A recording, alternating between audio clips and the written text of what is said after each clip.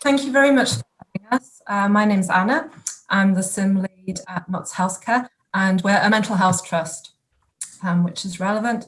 And I'll be joined by Josh, who's our simulation fellow. So we basically, as part of the later life, healthcare of later life placement, medical students would do a simulation with us, and the session would last about 3 hours, 3.5 hours. And was generally really well received, actually. And then COVID happened, and we were curious as to whether or not we could move the session online. So that's basically what we did. The session is based around fairly common learning outcomes from the curriculum. So these are some of the things that we hope to cover within the session. The scenario is basically you're an F1, so they all get promoted, working in liaison psychiatry, and you're asked to see an older person in A&E, and that person has been brought in by the police because they've been found wandering.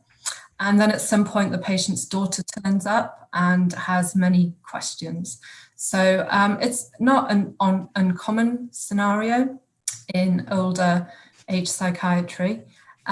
Simulation is actually really mainly an excuse for the discussion that then takes place. So this case is broken up into 3 or 4 sections, and we have a clinical and a reflective debrief after each section. And the kind of learning that we're trying to encourage is very much experiential. So this isn't supposed to replace clinical experience, but rather take a clinical scenario and really dissect it. And see what we can learn from it, and also by sharing experience. So the whole kind of group dynamic's really important for this. So we were really curious how this would translate to happening online. So we used exactly the same scenario, which is co-produced with patients and carers, incidentally, and also the same set of core facilitators for the virtual program as the face-to-face program. And we used the same course structure and PowerPoint presentations. We made a couple of adaptations. So obviously the main one is that rather than us all being face-to-face, we were all using Microsoft Teams. And actually we weren't able to open questions to the floor in the way that we usually would. We ended up working down a list of participants in turn.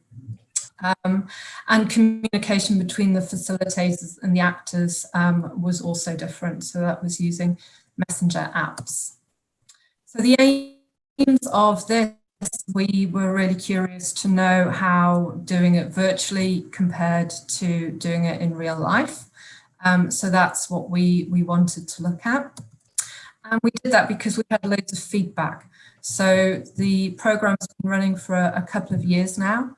And we decided to take the feedback from the last face-to-face cohort and compare it with the feedback from this virtual cohort.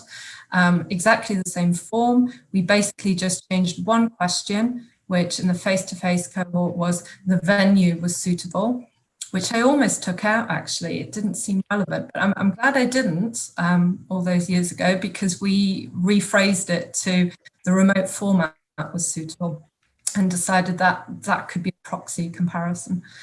And the other difference is that we finally managed to collect the feedback using Microsoft Forms rather than hundreds of paper copies. So that was good. So I'll pass over to Josh. We'll just take a quick canter through the results. So 99% of participants agreed or strongly agreed that the learning objectives of the course were met, which is good. It means it's still feasible and acceptable. And 98% of participants actually would recommend to a colleague, which was surprisingly 1% higher than the face-to-face cohort. What we did see, however, was there was a decrease globally in the Likert scale ratings in the virtual group across all domains. This decrease was most apparent when we looked at the strongly agree responses. So the Likert scale was strongly agree, neither agree nor disagree, strongly agree. And there was a small increase in the responses in the strongly disagree and disagree categories. So very quickly explain this table to you. So the blue column is the percentage of strongly agreed responses from face-to-face. Green is virtual, and the yellow column is the percentage decrease. And as you can see, the largest decrease was that for the remote format, the venue was suitable for the sessions. That was 34% decrease in strongly agreed responses, with the second largest being that the course length was appropriate at a 30% decrease. So what's interesting about that is that the course length is exactly the same. So we are given the same amount of time with the students, we take up the same amount of time, and the PowerPoint presentation scenario are the same. So that is a perception of course length rather than actually the length of the course. If we have a look at the disagree and strongly disagree responses, we can see that there was an increase in the virtual group compared to the face-to-face across everything, but obviously the largest increase again being about the length of the course, with people largely disagreeing with that it was appropriate. And if we have a look at we also take free text feedback. So some Likert scales, some free text feedback, and we analyze that qualitative data. So with this set of data, we use some deductive coding because we already had codes from our previous results. And what we found is that the people commenting on the length of the course increased drastically in the free text feedback. Here are some examples of the free text feedback we got. So it was very long. Perhaps a bit shorter, 9:15 to 12:30 is a long time to be online. I would agree with that, actually. But we did get a lot of free text feedback identifying that students understood that it was problematic transferring something like this to online. Okay, thanks, Josh. So doing some online we found was feasible while also being acceptable to most participants. But they didn't rate the experience as highly as face-to-face teaching. It is interesting that they rated the pace and the lengths as being less acceptable. And the reason they seem to give for that is because they just can't concentrate for that long.